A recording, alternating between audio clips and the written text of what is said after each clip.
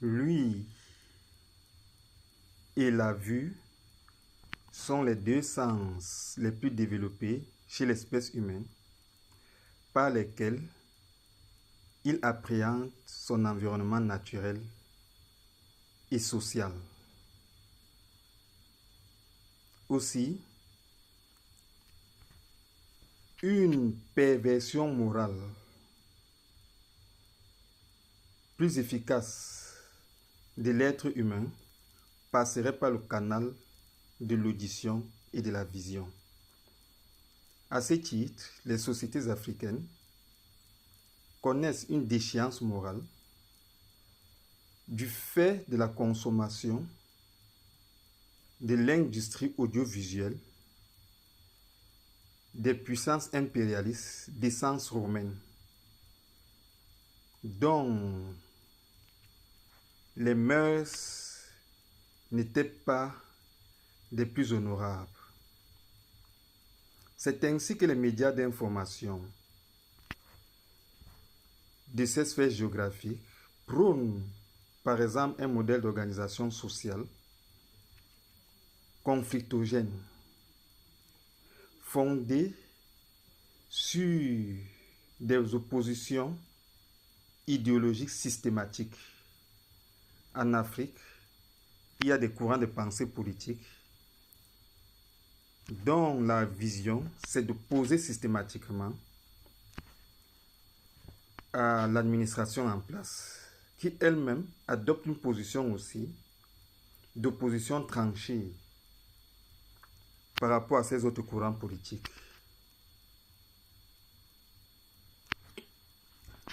Ainsi est vanté ce modèle de gouvernance fondamentalement et historiquement esclavagiste et fondé sur la ruse qu'on nomme la démocratie et qu'on assimile à un modèle de gouvernance juste. Alors que les sociétés africaines sont sociopolitiquement fondées sur des convergences idéologiques et un dialogue franc pour le bien de l'intérêt général.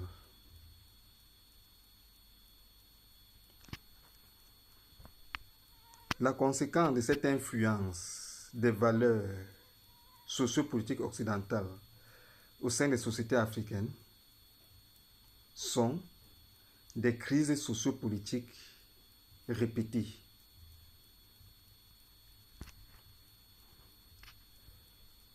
Les mœurs sociales en Afrique ont été dénaturées du fait de la consommation cinématographique de ces sphères impérialistes. L'autorité parentale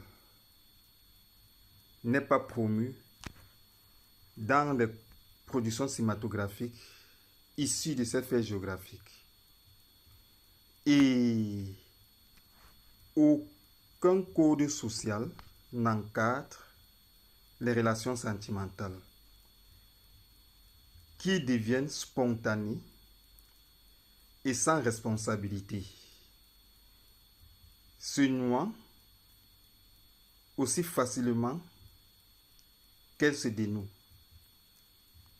L'influence de ces mœurs sociales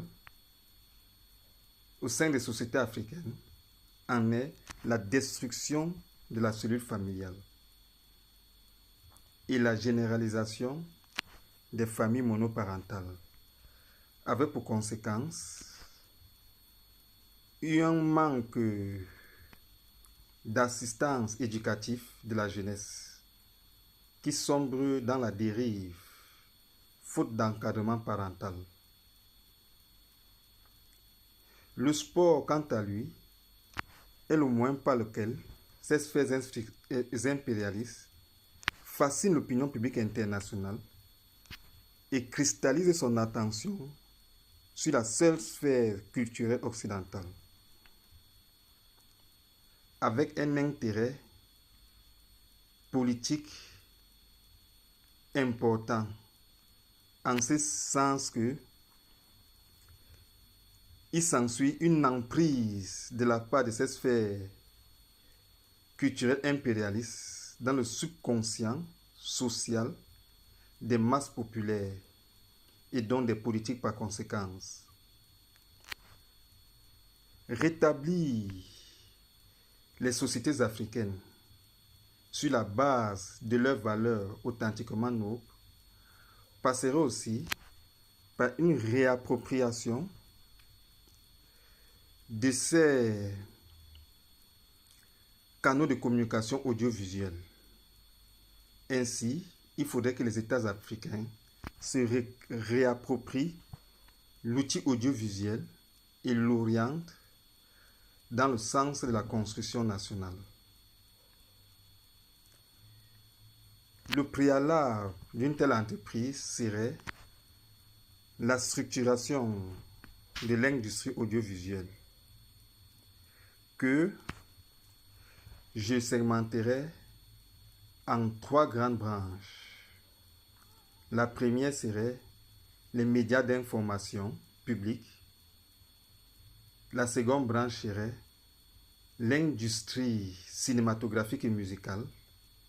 Et la troisième branche de l'industrie audiovisuelle serait le sport, puisque les activités sportives sont mieux promues à travers l'outil audiovisuel.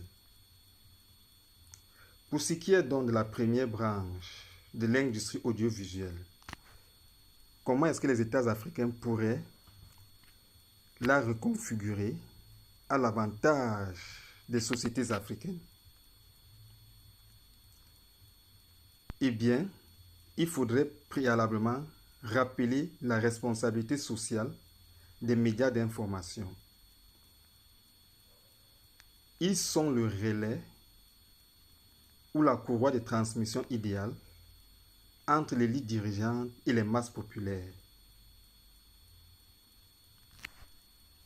C'est pas le moyen des médias, pas le canal des médias d'information que les masses populaires s'informent le mieux sur les réalisations des autorités publiques et sur leurs défis.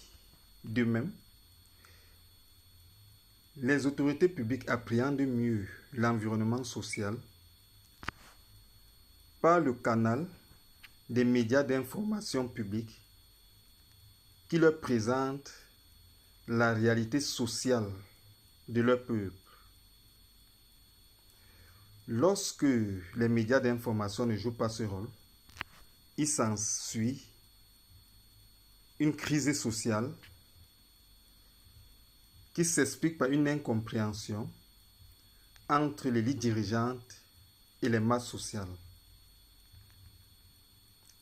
Compte tenu donc de cette responsabilité sociale cruciale des médias d'information, les gouvernants devraient les accompagner préalablement en les dotant ou en leur facilitant l'accès aux outils technologiques permettant leur production audiovisuelle. Il faudrait aussi, en outre, que les autorités publiques rappellent les missions sociales objectives de ces médias d'information. Quant à ce qui concerne la production audiovisuelle, la production musicale et cinématographique, il faut déjà préciser préalablement que ce domaine artistique soutienne les autres. Le domaine architectural ou l'art architectural est mieux promu au travers de la production cinématographique et musicale qui présente la beauté architecturale des immeubles utilisés dans la production ou la mise en scène des productions cinématographiques. De même, la tenue vestimentaire des artistes, musiciens ou comédiens des productions cinématographiques font la promotion de l'industrie vestimentaire. C'est dit dans la capacité qu'a ces médias, ces industries autant pour moi, cinématographiques et musicales, dans la promotion des autres domaines artistiques.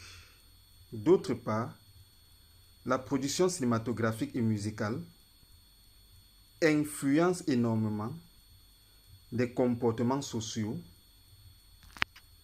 qui sont calqués sur ceux des célébrités présentes dans des productions cinématographiques et musicales.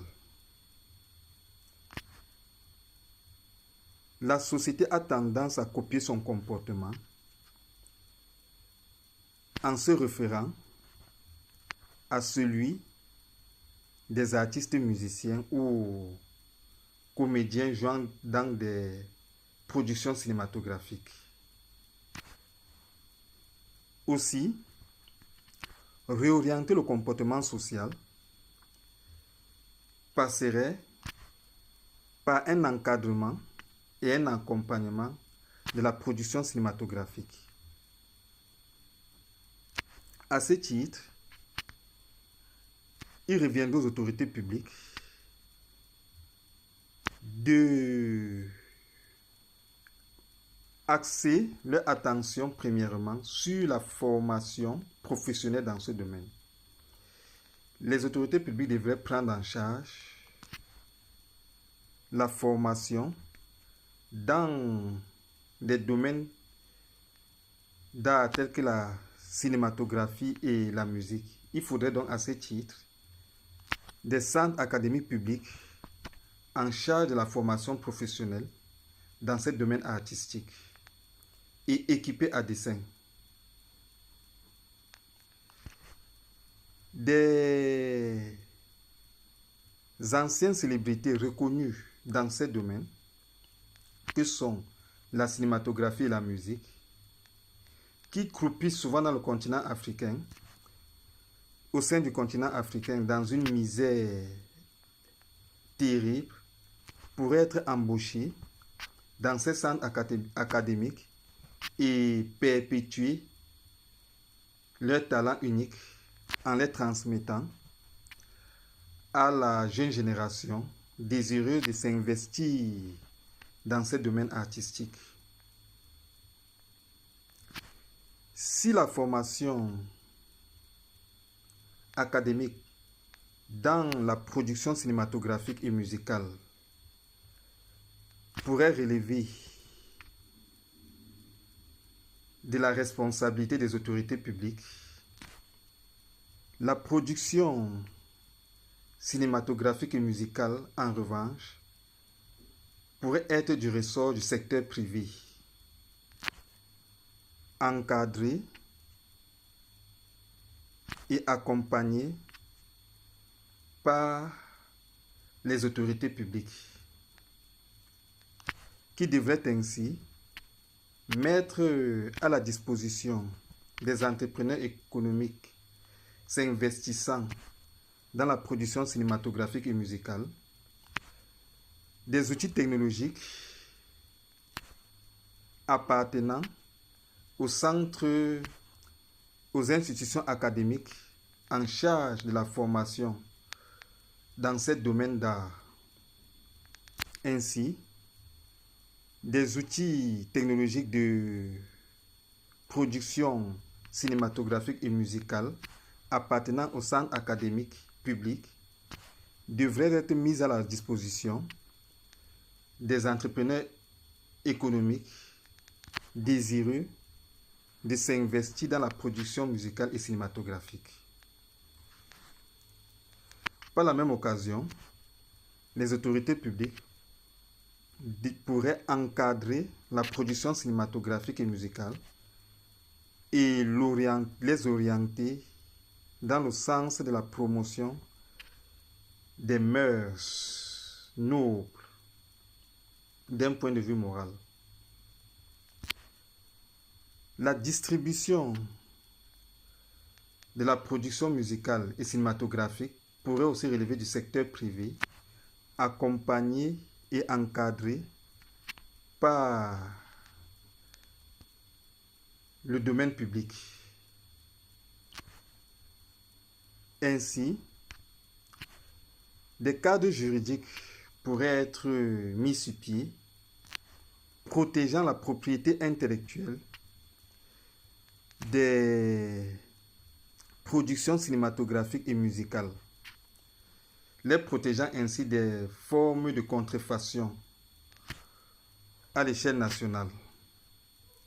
De même, les moyens diplomatiques pourraient être activés en vue de promouvoir la production musicale et cinématographique nationale des États africains à l'échelle internationale. Ceci permettrait de vanter l'image des États africains sur le plan international et les bénéfices en tirés seraient d'ordre financier directement, mais indirectement aussi sur le plan politique en termes de consolidation des alliances politiques et sur le plan économique en termes de consolidation des accords économiques. Des meilleures alliances géopolitiques ne sont établies que lorsqu'il y a un rapprochement des masses sociales des sphères culturelles différentes par le canal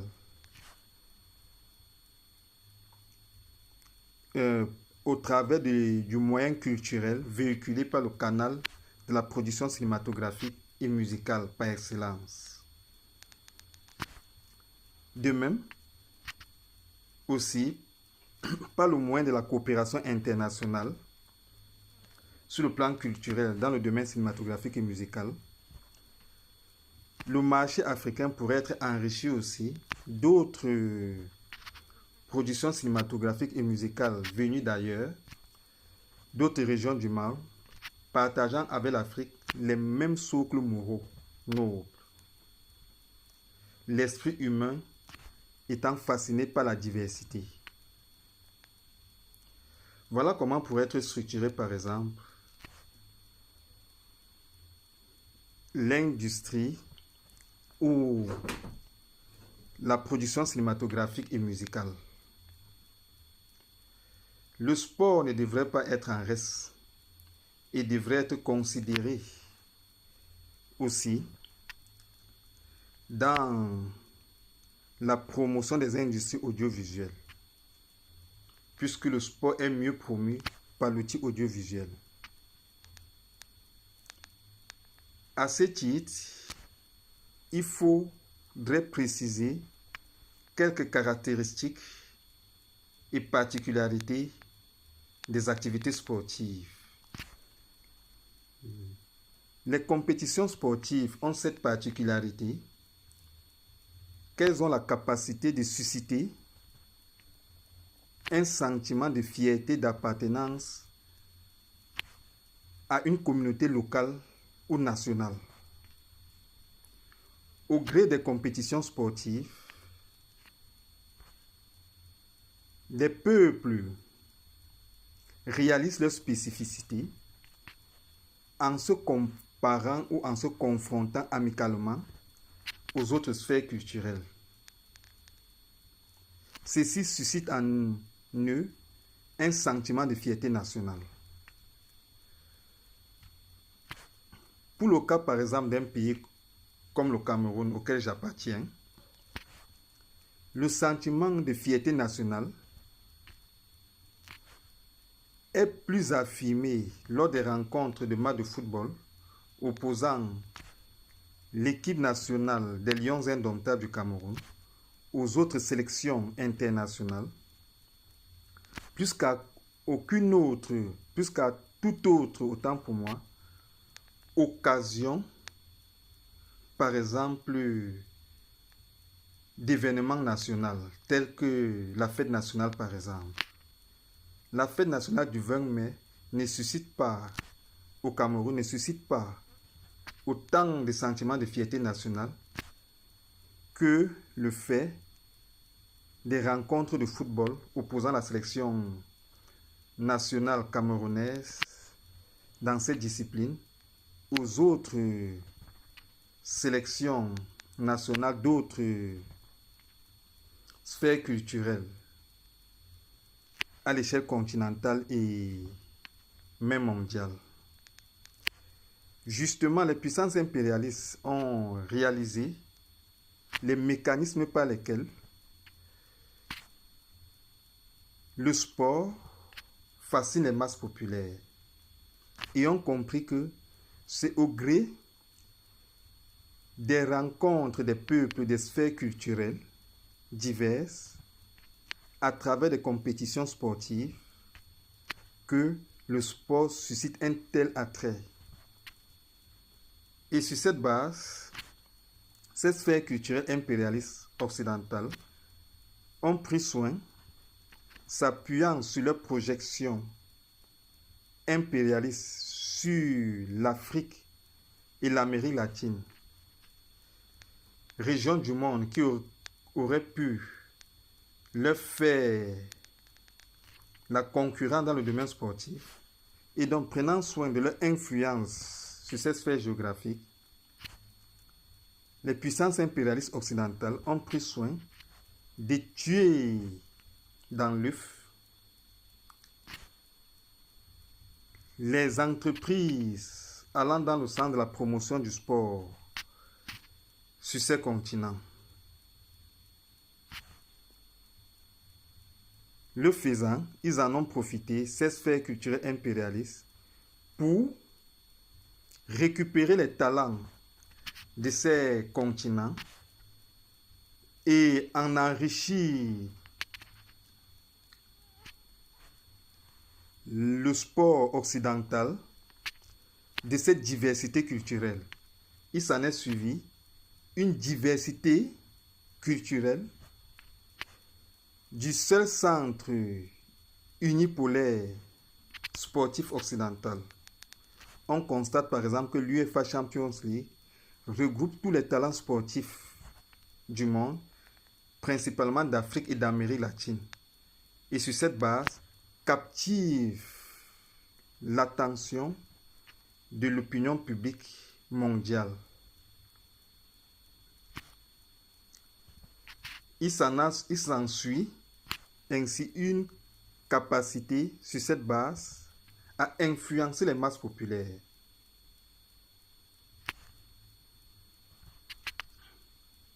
À tel point que, pour avoir une certaine visibilité, des fortunes du Proche-Orient investissent dans des domaines artistiques, dans les domaines sportifs occidentaux, tels que le football. On réalise des fortunes du Proche-Orient investies par exemple dans les clubs de football européens, alors que le Proche-Orient est doté des infrastructures les plus modernes sur le plan sportif,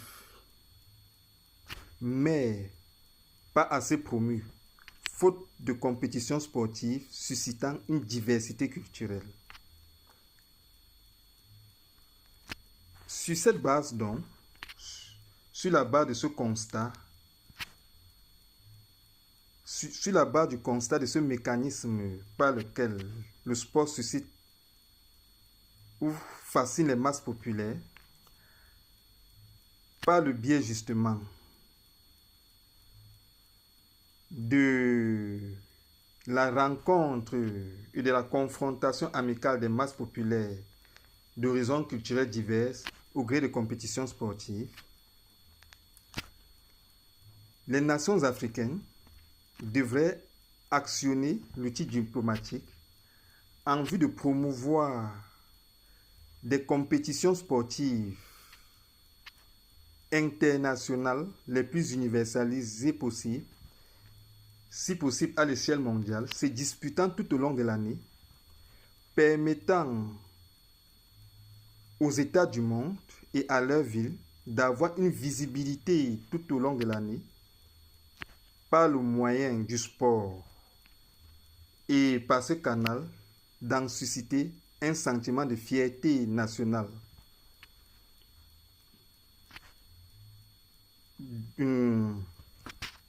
Chez les peuples.